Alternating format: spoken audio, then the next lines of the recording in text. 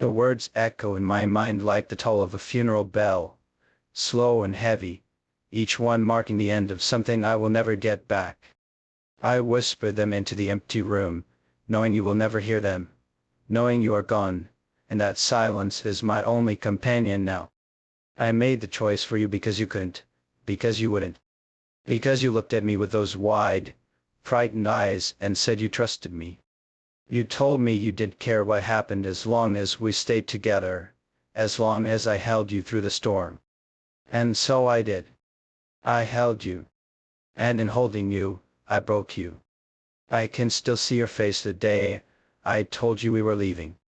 Your lips trembled, your fingers clutching mine so tightly it hurt, as though you could anchor yourself to me, and to the life we'd built. There was a small, desperate hope in your eyes that made my heart ache. You didn't ask where we were going. You didn't question me. You just whispered, "Okay," because you believed in me. But you didn't know that we weren't running towards something, we were running away. I thought I could save you.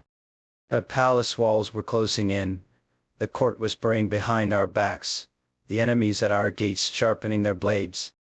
There were plans being made in secret, plans to tear us apart, to use you against me, to hurt you because they knew it was the quickest way to destroy me. I couldn't let that happen. I couldn't let their poison touch you. So I decided for you. We left in the dead of night, slipping past guards who would have gladly died to protect us, past allies I no longer trusted, past the world we had built together. I didn't tell you why we were leaving, didn't tell you what I feared, because I thought ignorance would keep you safe. I told myself it was love. But love should never feel like a knife pressed against the skin. The journey was brutal. Cold winds cut through our clothes, food grew scarce, and the road seemed endless. You never complained, though I could see the exhaustion etched into your every movement. You smiled for me, even when your lips were blue with cold, even when your hands trembled from hunger. And every time you smiled, the guilt inside me grew heavier. Because I knew what I had told you, that there was no safe place waiting for us at the end of this road. There was only running, only hiding, only the hope that if we stayed ahead of them long enough, they would give up. But people like that don't give up. The night they found us, I felt it before I saw them. The air grew tense, sharp like the edge of a blade. Our son was asleep in your arms, his small breath soft against your chest. You looked up at me in confusion when I grabbed the sword I had promised I would never wield again. "Stay here," I told you, my voice rough. "No matter what happens, don't move." You shook your head, fear flashing in your eyes. "What's going on? Tell me the truth, please." And for the first time, I couldn't. Because the truth would have destroyed you. The fight was chaos. Steel clashing against steel, the night alive with screams and fire. I cut down anyone who came near you, my body driven by a desperation so fierce it bordered on madness. I would have killed 1,000 men to keep you safe. But desperation makes you reckless. I didn't see the blade until it was too late. It wasn't mine they aimed for, it was yours. You fell before I could reach you, our son slipping from your arms as you crumpled to the ground. The world slowed, sound fading into a dull roar. I caught you before you hit the earth, cradling you against me. Your blood was warm, seeping through my fingers, staining the fabric of my clothes. "Stay with me," I begged, my voice breaking. "Please, please don't leave me." Your lips moved, forming words I could barely hear. "I trusted you." The light in your eyes dimmed, your body going limp in my arms.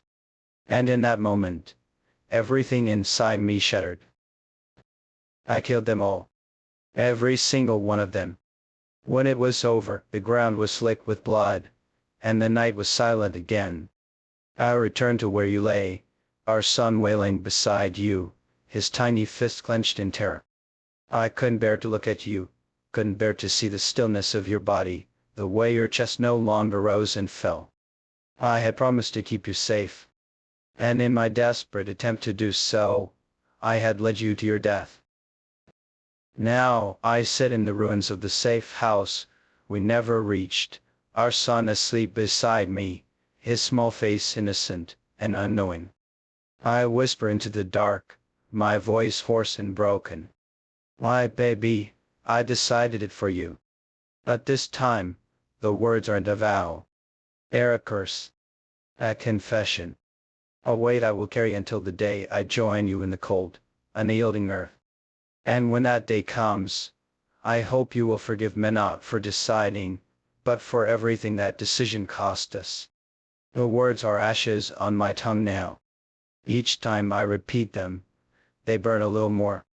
These words have become my prison.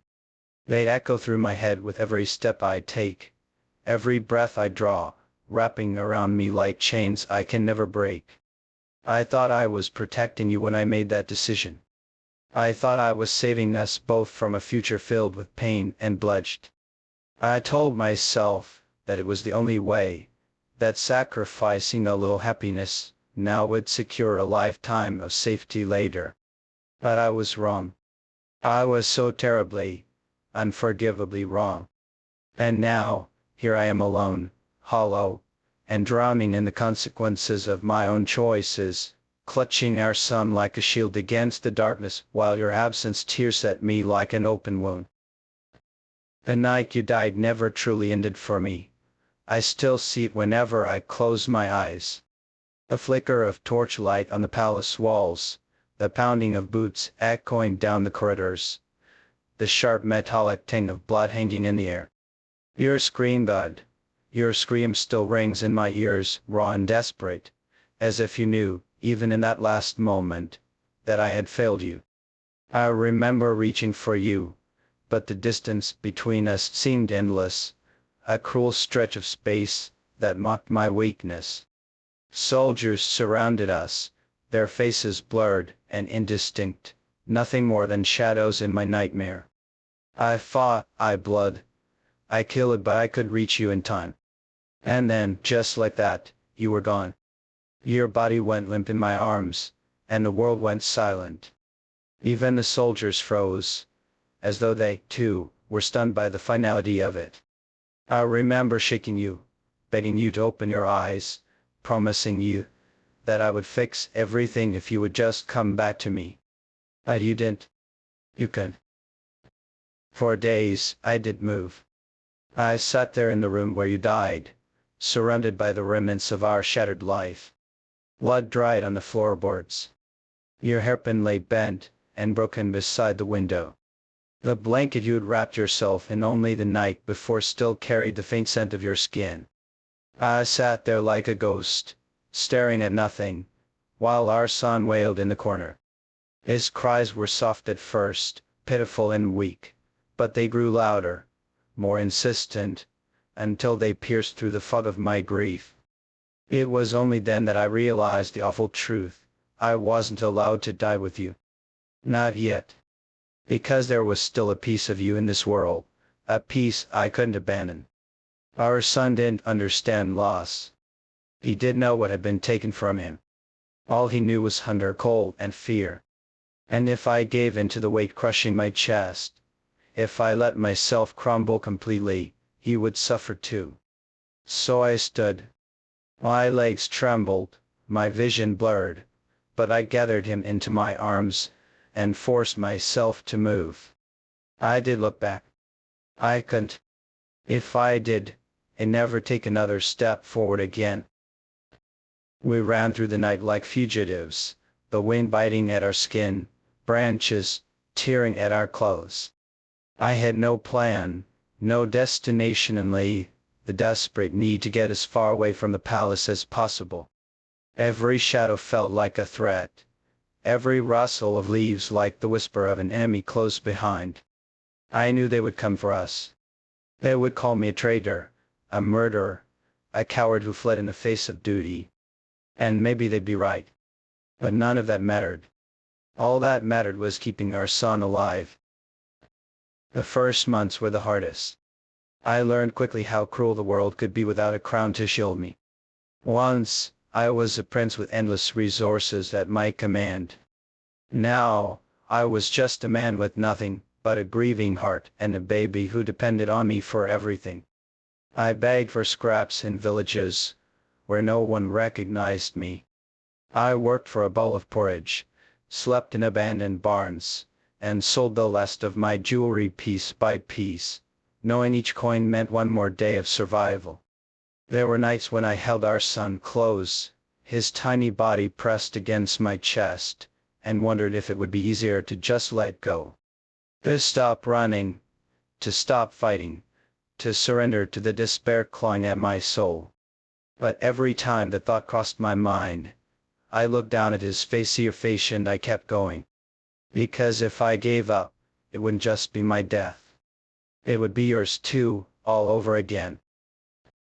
Years have passed since then. Our son has grown into a curious, bright-eyed boy. He asks questions about the world, about why we move so often, about why other children have mothers, and he does not.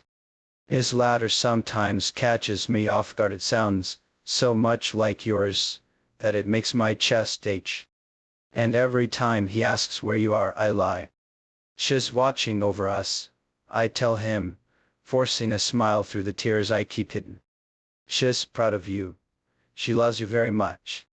But the truth sits like a stone in my throat. The truth is that you died because of me. Because of my choices, my arrogance, my need to control what I should have trusted. The truth is that I wasn't strong enough to protect you. Tonight, as I sit by the fire with him,